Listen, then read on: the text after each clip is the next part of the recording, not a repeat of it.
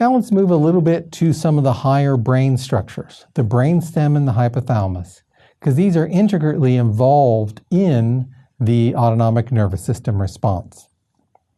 The brainstem, in fact, is the major controller for many of the different homeostatic mechanisms that we discussed.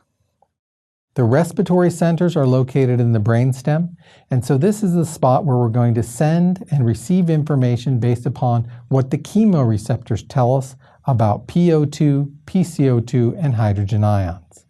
This adjusts the rate of breathing, the depth of breathing, and controls the respiratory muscles. The cardiovascular system is also in the brainstem.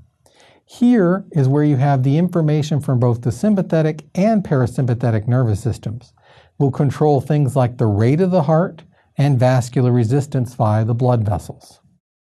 Then you have a number of smaller reflex centers. One can be controlling the bladder, and you have other ones that control things like vomiting, other ones that control swallowing. There are a number of brainstem reflexes that are controlled at this particular level.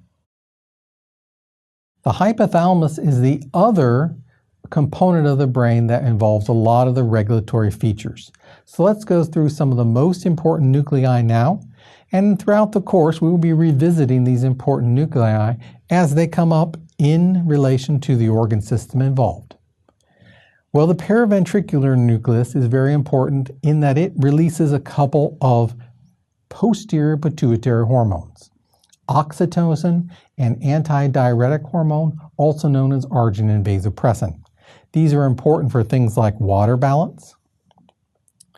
The anterior and preoptic areas of the hypothalamus, this is involved for thermal regulation, controlling things like sweating and shivering, some of our blood vessel control for dilating or constricting the skin, receives some of the information from our heat and cold receptors. The supraoptic nucleus, this is also important for releasing oxytocin, antidiuretic hormone, and arginine and vasopressin. The suprachiasmatic nuclei, this is really important for controlling our circadian rhythms. We have varying oscillations in some of our hormone release based upon if it's day or night, and this is an important spot at which this occurs.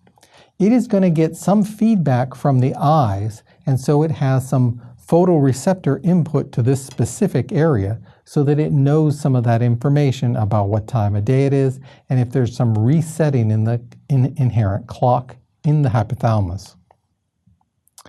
If we look more now at the lateral hypothalamus, here is where we're going to look at areas that are involved in thirst and hunger. And so this will control our ability to want to take in more fluid if we're dehydrated. Also allows us to take in food when we're hungry for our GI tract.